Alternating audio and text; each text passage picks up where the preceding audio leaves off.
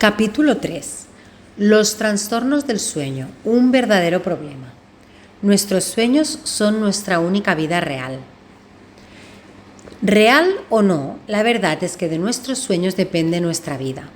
Tanto es así que una persona puede pasar más tiempo en huelga de hambre que en huelga de sueño. El hecho de que se altere nuestro sueño llega a ser un problema muy importante, pues puede incapacitarnos en gran medida cuando estamos despiertos. Este va a ser un capítulo denso para quienes no estén familiarizados con los problemas del sueño. Piense que es necesario tener información sobre este tema para poder discernir si su hijo requiere alguna atención especial. Para facilitarle la tarea, puede fijarse solo en aquellos aspectos que identifican a su hijo. La mayor parte de la bibliografía sobre el tema suele dividir los trastornos del sueño en dos categorías. 1. Disomnias, trastornos en la cantidad, calidad y horario de sueño, como por ejemplo dormir pocas horas, tener el horario de sueño cambiado o tener la sensación de no descanso, entre otros. En este apartado se incluyen la mayoría de las consultas de los padres que acuden a un especialista y por lo tanto enseñaremos cómo pueden evaluarse. Punto número 2. Parasomnia. Acontecimientos o conductas anormales durante el sueño o en momentos de transición sueño-vigilia, como por ejemplo las pesadillas, el sonambulismo, los terrores nocturnos, etc. No obstante, las clasificaciones suelen ser modelos para ordenar siguiendo un determinado criterio.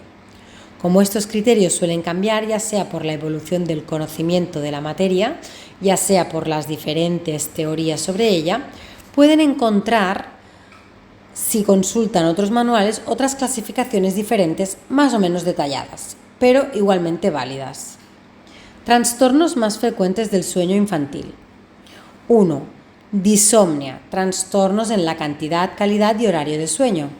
Cantidad de sueño insuficiente, cantidad de sueño excesiva, alteraciones en la calidad del sueño, apneas y despertares nocturnos y alteraciones horarias. 2. Parasomnia, acontecimientos o conductas normales durante el sueño, pesadillas, terrores nocturnos, sonambulismo, somniloquia, bruxismo, automecimiento, miclonias, ilusiones hipnagógicas e hipnopómpicas. Disomnias. En esas noches en que no concilio el sueño, no te imaginas, amor, cómo te extraño. En este apartado se incluyen la mayoría de las consultas de los padres que acuden a un especialista y por lo tanto le enseñaremos a valorarlas. Recuerde, en cada caso el diagnóstico de certeza solo puede venir de la mano de un profesional. No obstante, con los indicadores que les comentamos en este capítulo, pueden hacerse idea de si su hijo podría estar presentando algún trastorno que de otra manera se les podría pasar por alto. Ya hemos visto cómo el sueño infantil es muy diferente del sueño adulto, por lo tanto no nos sirven los mismos indicadores para medir este tipo de alteraciones. Actualmente hay poco consenso en los criterios para medir las disomnias en los bebés y niños pequeños, así que hemos optado por recoger las más frecuentes. Cantidad de sueño insuficiente. En los adultos se suele hablar de insomnio primario cuando uno duerme poco, le cuesta dormir o se despierta mucho. Por eso no hemos querido darle este nombre cuando hablamos de niños, porque pensamos que debemos abordarlo de diferente manera. Pueden imaginarse que hay niños que duermen pocas horas, pero que no les cuesta coger el sueño, y otros a los que sí les cuesta dormirse, pero luego duermen las horas normales para su edad. En cambio, en las personas mayores, tanto si dormimos pocas horas como si nos cuesta dormir, el resultado es el mismo, falta de sueño, ya que el ritmo de vida y de trabajo nos obliga a seguir con nuestras obligaciones. En los niños en edad no escolar o que aún duermen siestas, el hecho de que les cueste dormir no implica una falta de sueño, ya que lo pueden compensar durmiendo un poco más en cualquiera de los diferentes intervalos. Por esta razón, un diagnóstico de cantidad de sueño insuficiente en edades primeras es muy difícil de hacerse. Para su tranquilidad le diremos que es prácticamente inexistente y la idea que suele estar más extendida es que no importa tanto las horas que uno duerme como la sensación de descanso. Para saber si nuestro hijo presenta una insuficiencia en cuanto a la cantidad de horas de sueño, debemos consultar las tablas, que nos pueden servir de orientación, y ante la duda hay que ver si eso provoca un deterioro significativo en el niño. Si el niño está bien, seguramente es que descansa las horas que necesita. Pero si usted observa que su hijo duerme poco y muestra signos de cansancio, es posible que presente un trastorno de este tipo. Continúe hasta el capítulo 5 por si podemos ayudarle a incrementar el número de horas de sueño, tanto en el caso de que haya signos de cansancio como si no. Y en caso de que su hijo no mejore y usted le siga notando muy alterado por las pocas horas que duerme, consulte con su pediatra. Hay alteraciones tanto psicológicas, ansiedad, depresión, como médicas, reflujo e infecciones que pueden provocar este tipo de insomnio, en cuyo caso debe ser evaluado por un profesional. Si su hijo tiene una de estas alteraciones, el dejarle llorar no va a solucionar nada. ¿Cómo evaluar la cantidad de sueño insuficiente en niños? 1.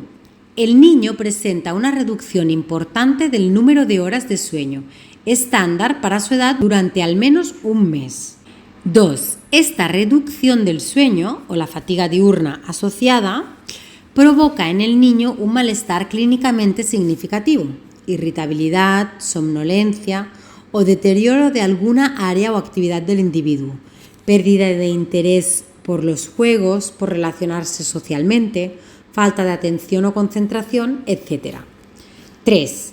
Esta alteración no es explicable por ningún fármaco, tratamiento médico, trastorno mental previo, parasomnia o cualquier otra disomnia. Véase alteraciones horarias. Recuerde que si usted observa estos síntomas debe acudir a un especialista para que realice un diagnóstico adecuado, ya que los criterios expuestos para evaluar la cantidad de sueño son solamente los básicos. Cantidad de sueño excesiva. ¿Pensaban que no existía eso? Pues sí, hay niños que duermen demasiado, pero eso es también un problema. En los adultos suele hacerse la diferencia entre hipersomnia y narcolepsia, pero en bebés, aparte de que el trastorno es casi inexistente en la población sana, es muy difícil, por eso hemos optado por denominarlo cantidad de sueño excesiva. Veamos. La diferencia principal entre la hipersomnia y la narcolepsia es que la primera se caracteriza por una excesiva somnolencia, aunque a veces no llegan a dormirse, y la segunda cursa con ataques incontrolables de sueño contra los que no pueden luchar. A veces se dan pequeñas cataplegias o pérdidas del tono muscular. Pero en bebés esto es muy difícil de separar.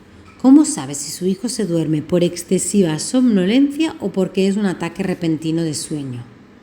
Descartada la explicación por parte del bebé, los adultos sí pueden hacer la diferenciación. La única forma sería en este momento realizar un registro polisomnográfico. En la hipersomnia de los niños, su sueño nocturno no tiene por qué estar alterado, mientras que en la narcolepsia suele darse intrusiones recurrentes de sueño REM en las fases de transición entre la vigilia y el sueño. También se dan alucinaciones hipnagógicas, soñar estando despierto, entre la vigilia y el sueño, pero los bebés no pueden explicarlo. Los trastornos de sueño excesivo en población infantil, sin otra patología asociada, son prácticamente desconocidos. Por eso, la mayoría de estudios citan casos a partir de los 10 años. Para saber si un niño presenta una cantidad de sueño excesiva, consulte las tablas. Pero si usted ve que su hijo simplemente es más dormilón que la mayoría, pero lo hace en las secuencias normales para su edad, la tabla 3, aunque sea más largas y que cuando está despierto es un niño activo, lo más seguro es que usted tenga un hijo que necesita dormir más. Nada debe preocuparlo. No obstante, si usted observa que su hijo duerme más de lo habitual, pero de una forma caótica, a la mínima se queda dormido, que cuando está despierto no está muy activo, sino que parece que vaya a medio gas, o que tiene una somnolencia excesiva durante todo el día, puede que sea un candidato a tener un trastorno de hipersomnia o narcolepsia. Si ese es el caso, la causa suele ser de origen médico-psicológico. ¿Cómo evaluar la cantidad de sueño excesivo en niños? A. El niño presenta como mínimo uno de los siguientes síntomas. Incremento importante del número de horas de sueño estándar para su edad, en más de 2 o 3 horas, durante al menos un mes. Punto número 2. Ataques de sueño irresistible en el momento en que está tranquilo o llevando a cabo una actividad monótona, en clase, delante de la tele, comiendo. 3. Persistencia de la siesta después de los 7 años. 4. Despertar muy difícil con un estado de confusión y borrachera, de sueño. Los niños mayores que ya pueden hablar pueden referir imágenes que recuerdan mucho a los sueños hipnagógicas, justo antes de quedarse dormidos. B. Esta somnolencia excesiva provoca en el niño como mínimo uno de los siguientes síntomas. 1. Hiperactividad importante asociada a unas siestas inesperadas. 2. Malestar clínicamente significativo, fatiga, somnolencia excesiva, irritabilidad. 3. Falta de atención o concentración. 4. Síntomas oculares. El niño se queja de tener la impresión de ver borroso, de que le piquen los ojos o bizquear. 5. Bostezos frecuentes. C. Esta alteración no es explicable por ningún fármaco, tratamiento médico, trastorno mental previo, parasomnia o cualquier otra disomnia. Ante la presencia de estos síntomas, no duden en acudir a un profesional. Aquí le ofrecemos la primera criba para el diagnóstico definitivo, pero el diagnóstico definitivo deberá dárselo un especialista que examine al niño. Alteraciones en la calidad del sueño, apneas y despertares nocturnos. En niños pequeños pueden confundirse y solaparse ambas patologías porque un niño con apneas suele despertarse frecuentemente por la noche. Estos niños son candidatos habituales a que sus padres les apliquen métodos del tipo dejar llorar según una tabla de tiempos, porque mientras no mejore su respiración verán interrumpido su sueño. Lo más triste es que estos niños pueden pasarse muchos días llorando porque estos métodos no suelen funcionar, de tal forma que los padres insisten bastante tiempo antes de descubrir que les pasa algo más importante que no les deja dormir adecuadamente. Tomás y Laura consultaban por un problema de celos de su hija Berta, de 4 años. Cuando les pregunté cómo dormía, ya que muchos niños con problemas similares tienen alteraciones como pesadillas, etc., me contestaron: este año bien, pues el doctor le extirpó las vegetaciones. Berta siempre había dormido muy mal hasta que la llevamos al otorrino por otro problema y nos indicó la causa. Lo cierto es que nos alegró por la niña, que ahora ya descansa, y por nosotros, que estuvimos a punto de dejarla llorar cuando era pequeña. ¿Se imagina cómo nos sentiríamos ahora? 1. Apneas. Si usted tiene un niño que se despierta frecuentemente por la noche, suele dormir con la boca abierta y normalmente ronca, o lo nota usted como si siempre estuviera acatarrado cuando duerme, puede que esté delante de un síndrome de apnea obstructiva del sueño. Si además hay pausas respiratorias impresionantes y evidentes para usted, es casi seguro. No obstante, en los niños los síntomas tienen un carácter más sutil que en el adulto, de forma que el diagnóstico suele ser más difícil. De ahí la importancia de consultar con un especialista porque suele ser necesaria la polisomnografía para confirmarlo. ¿Cómo sospechar una apnea obstructiva del sueño en niños? A. El niño puede presentar varios de estos síntomas durante el sueño. 1. Ronquido. 2. Respiración con la boca abierta. 3. Pausas respiratorias con signos de agitación. 4. El pecho se hunde durante la inspiración en lugar de expandirse. 5. Sueño agitado. Y 6. Transpiración anormal. 7. Posición para dormir anormal, sentado, cabeza muy atrás, encima de las manos. 8. Enuresis, normalmente secundaria. Y 9. Despertar difícil por la mañana. Y 10. Posibilidad de pesadillas, terrores nocturnos o sonambulismo. B. El niño puede presentar varios de estos síntomas durante el día. 1. Somnolencia. 2. Hiperactividad. 3. Agresividad. 4. Irritabilidad. 5. Dificultad de concentración. C. Otros elementos a tener en cuenta cuando se examina al niño. 1. Hipertrofia de las amígdalas y vegetaciones. 2. Obstrucción rinofaringea. 3. Otitis. 4. Anomalías maxilofaciales. D. El diagnóstico definitivo lo dará un registro poligráfico del sueño. Consulte con su pediatra si sospecha que su hijo presenta un SAOS. Él es quien decidirá si la prueba es pertinente o no. 2. Despertares nocturnos.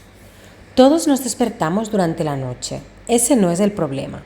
El problema viene cuando no nos podemos volver a dormir y perdemos horas de sueño.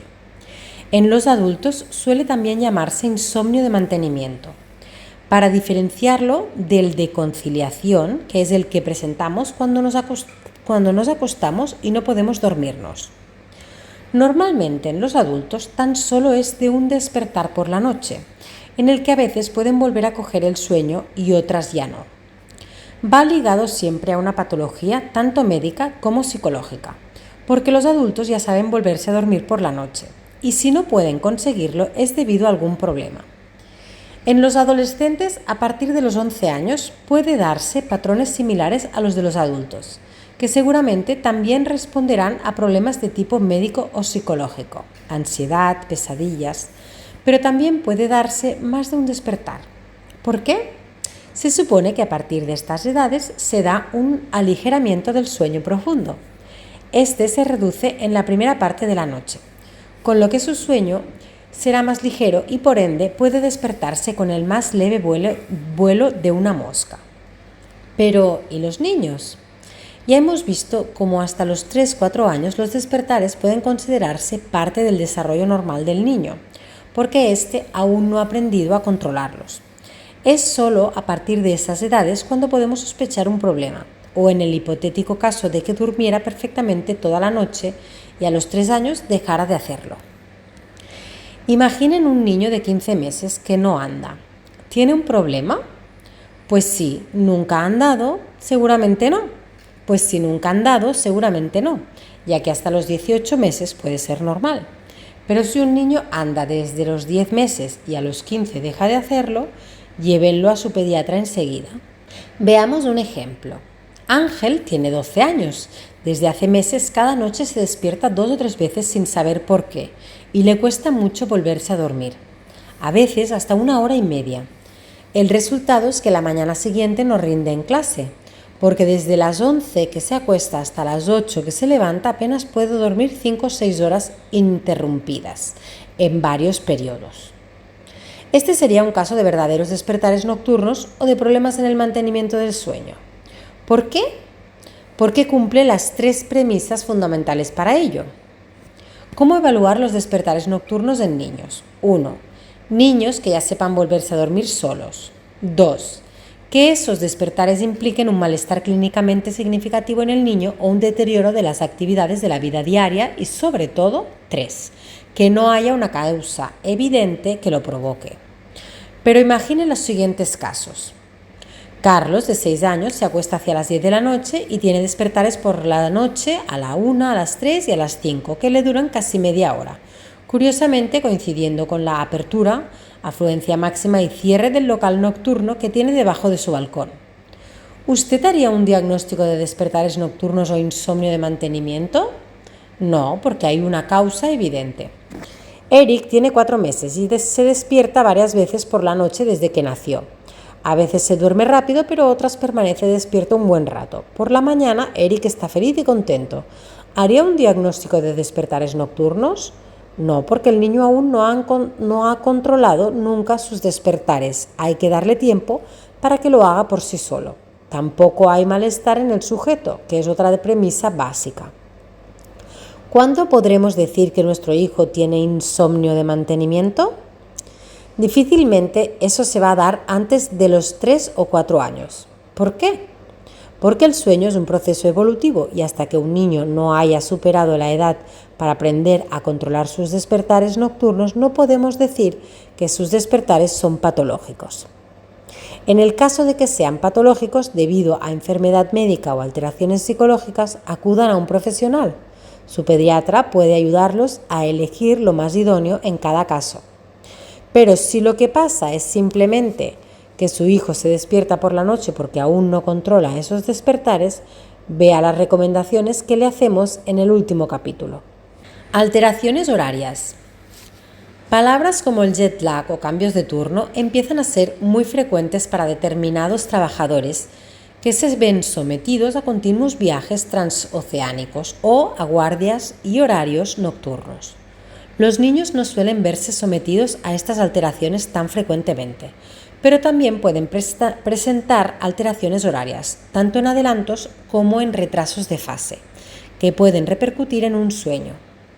Para que de verdad repercutan en el mismo, nuestro organismo debe tener interiorizado el ritmo circadiano, muy difícil antes de los 4 meses, siendo bastante habitual a partir de los 7, y tener maduro el núcleo supraquiasmático del hipotálamo, que es quien tiene la responsabilidad cíclica del sueño y la vigilia, muy difícil antes de los 6 meses. Si estas dos premisas no se dan, es casi imposible que un niño presente alteraciones de adelanto o retraso de fase, porque su fase de sueño aún no está bien establecida. Una de las hipótesis de trabajo sugiere que los bebés nacen tan caóticos porque no saben en qué sociedad lo harán ni qué horario es el más normal en su comunidad. Así que nacen sin ritmo circadiano, para que poco a poco se puedan adaptar al de su zona. El hecho de ser caóticos al principio hace que noten poco los cambios y si los notan pueden descansar y solucionarlo a base de pequeños sueñecitos reparadores. El hecho de ser caóticos al principio también les ayuda en la necesidad que tienen de hacer comidas frecuentes. ¿Se imaginan a un bebé a punto de nacer con el ciclo circadiano ya adquirido y los sincronizadores internos y externos perfectamente asimilados, naciendo en plena noche y sometido a un lavado de agua fresquita y a las revisiones médicas de rigor? Sufriría una alteración peor que la del jet lag. Empezaría el día a las 3 de la madrugada, cenaría a la hora de comer y se acostaría a las 5 de la tarde. La naturaleza nos prepara para solucionar estos pequeños desajustes durante los primeros meses. Parecen caóticos, pero a lo mejor siguen un plan establecido por la naturaleza. Cuando los niños son mayores, sobre todo si ya no hacen siestas, un cambio brusco en sus horarios se puede notar. ¿Qué le pasaría a usted si de repente un cambio de trabajo le obligara a levantarse 3 horas antes de lo habitual? ¿O le mandaran a la cama a las 7 de la tarde un día normal? En el primer caso, seguramente los primeros días notaría una falta de sueño, menor si pudiera echar una siesta, y en el segundo no pegaría ojo hasta su hora habitual. Las principales alteraciones son por adelanto de fase o ensoñación adelantada, o por retraso de fase y ensoñación atrasada. Vean estos registros de sueño de 3 niños diferentes de 4 años. Todos duermen una media de 11 horas por la noche y de manera continua sin despertares. Todo parece muy normal, pero tanto los papás de B como los de C acuden a consulta. ¿Por qué? En el primer caso, los padres de B les molesta mucho que su hijo toque diana a las 5:30 de la mañana, pudiendo dormir hasta las 8. En el caso C, les molesta que no se vaya a dormir hasta casi las 11. Los papás de A no consultan porque parece que el niño hace lo que los manuales dicen y tiene un horario compatible con la mayoría de los trabajos de los padres o con los horarios escolares. Estos casos corresponderían más a falta de sincronía, que explicábamos al principio de este capítulo, que a una alteración horaria. Porque si el caso B fuera el hijo de unos ganaderos que se levantan a las 5 de la mañana para ordeñar a sus vacas, no habría problemas. Y en el caso C, si fuera el hijo de un farero, tampoco, puesto que sus padres se acostarían muy tarde. Los casos de falta de sincronía son fáciles de tratar y explicaremos más adelante cómo hacerlo.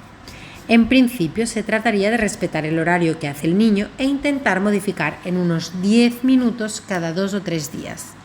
La hora de acostarse y la de levantarse, para acabar teniendo un horario más parecido al nuestro. Los problemas más graves surgen cuando hay una alteración importante del horario que marca cada niño, en lugar de hacerlo paulatinamente. Imaginen que los padres de estos niños leen en alguna parte que a los niños deben acostarse entre los 8 y las 9 de la noche, de forma que a los 3 niños se les obliga a hacer el mismo horario a ver si mejoran. Los padres de B quieren dormir un poco más de madrugada y los padres de C quieren que su hijo pueda irse a dormir antes. Vean gráfica en la página siguiente. Caso A. Ensoñación en fase. Los papás de A están contentos, ya que su hijo sigue lo que las estadísticas marcan. Se duerme a la hora que se supone que debe hacerlo, se despierta cuando le toca y duerme la noche entera. Sus padres lo achacan al aprendizaje de un horario que a lo mejor hubiera seguido de todas formas por sí solo. Caso B. Ensoñación adelantada.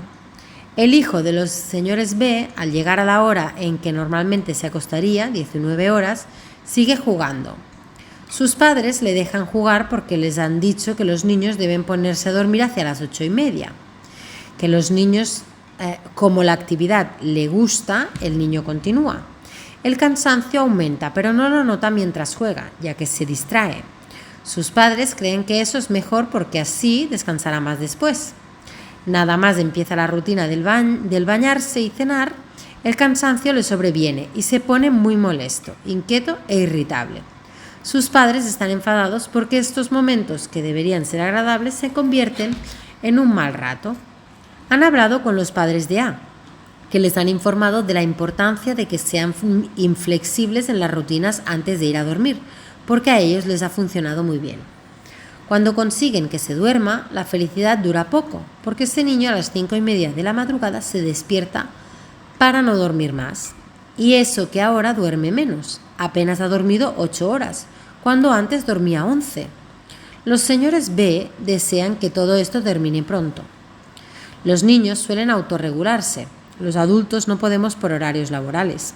Por eso seguramente por la mañana hará una siesta, a pesar de que antes no la hacía, para compensar las horitas de sueño que le han faltado por la noche. Si normalmente hace la siesta, seguramente la adelantará de hora o puede que haga 2. Todo iría bien si sus cuidadores lo pusieran a dormir a las 7, pero como no van a hacerlo porque los padres de A les han informado de que es mejor ser inflexibles, el problema continuará. A la larga, este niño puede presentar somnolencia diurna y necesidad de pequeñas siestas, a menudo caóticas durante el día. Caso C. Ensoñación atrasada. El hijo del matrimonio C, cuando es la nueva hora de acostarse, a las 9, no tiene sueño, porque normalmente se acostaba a las 11. Los señores C lo prueban todo para dormirlo, cantar, acunarlo en brazos, pero nada les funciona. No hay manera de que se duerma a una hora prudencial. Han intentado educarle y lo han dejado llorar siguiendo una tabla, pero se dan cuenta de que se duerme a la misma hora. Eso sí, después de 2 horas de lloros ininterrumpidos. Por la mañana el niño está muy cansado, no se despierta por sí solo, sino que hay que despertarlo, y lo hace de mal humor. Seguramente también hará una siesta para compensar el sueño que le ha faltado al despertarle tan pronto para él, con lo que por la noche no volverá a dormirse hasta las 11.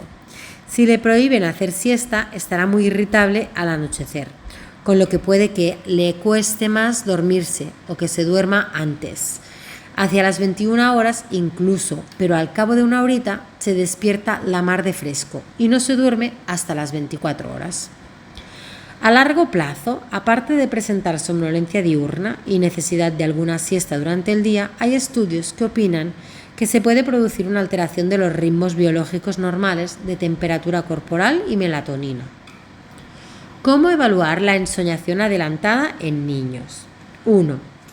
Despertar matutino muy adelantado. 2. Dificultad para mantenerse despierto antes de la hora de acostarse o gran irritabilidad. Este aspecto puede quedar enmascarado con una pequeña siesta antes de dormir. 3. Pueden presentarse somnolencia diurna, pequeñas siestas caóticas o mantener la siesta cuando ya no es habitual por edad. Los 3 puntos anteriores solo son evaluables si los niños ya tienen adquirido el ritmo circadiano y todas las fases de sueño. ¿Cómo evaluar la ensoñación retardada en niños? 1. Dificultad para conciliar el sueño o peleas a la hora de acostarse, que mejoran si se retrasa la hora de ir a la cama. 2. Dificultad para despertarse por la mañana.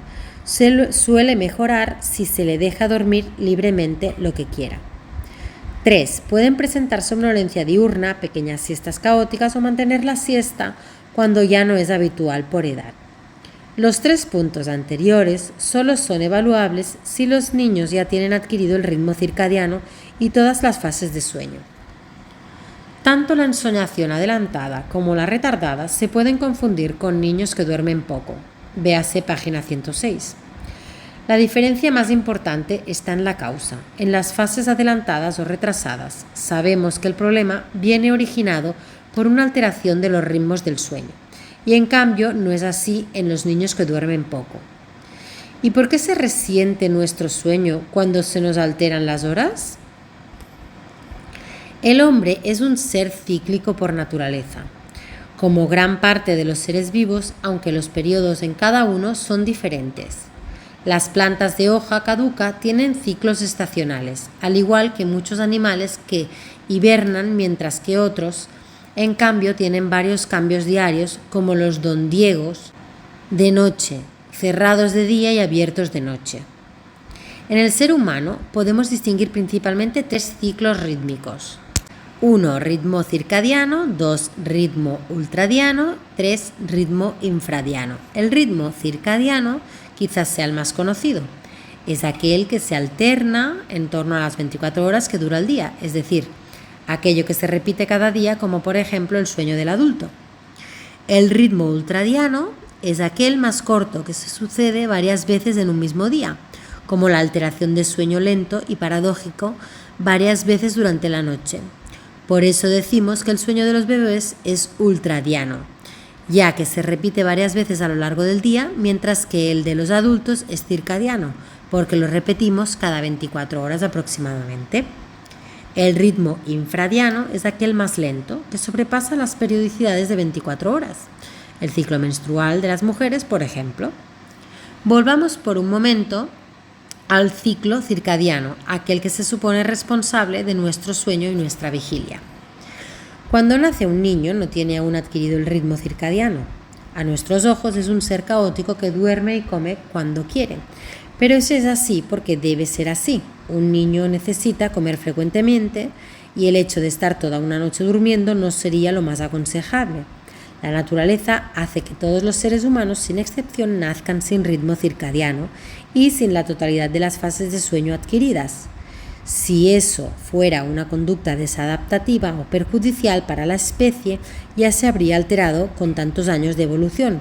Pero no, continuamos naciendo así y así será por mucho tiempo. Poco a poco, como ya comentábamos, en el capítulo 1, el bebé va adquiriendo ese ritmo circadiano que empieza a notarse alrededor de los 4 meses y que aproximadamente es establecido a los 9, es decir, que consiga un ritmo regular antes de los 6 meses, ya que es el tiempo que necesitan madurar el núcleo supraquiasmático del hipotálamo. Esta zona del cerebro tiene la responsabilidad cíclica del sueño y la vigilia, entre otras. Sin embargo, el ritmo circadiano humano, en contra de lo que se cree habitualmente, no es de 24 horas, sino 25. En experiencias fuera de tiempo, probadas a cabo con humanos encerrados en cuevas, donde no tenían ni relojes ni ninguna orientación temporal, se constató este hecho, puesto que las personas sometidas a ello atrasaban cada día 1 hora su horario habitual. Se iban a dormir 1 hora más tarde y se levantaban 1 hora más tarde, siguiendo los ritmos biológicos del cuerpo. Algunos de estos ritmos biológicos, temperatura, cortisol, continuaban estables cada 25 horas, aunque el sueño se desincronizara totalmente conforme aumentaba la permanencia en la experiencia fuera de tiempo. Lo que sucede es que nos sincronizamos con referentes temporales externos, como los ritmos sociales o los horarios de trabajo, y eso hace que seamos repetitivos cada 24 horas. El hecho de entrar a trabajar cada día a la misma hora nos obliga, más o menos, a levantarnos y acostarnos a la misma hora. El hecho de vivir en sociedad y en familia nos obliga a comer a determinadas horas. En fin, que seguimos el horario que nos marca el reloj.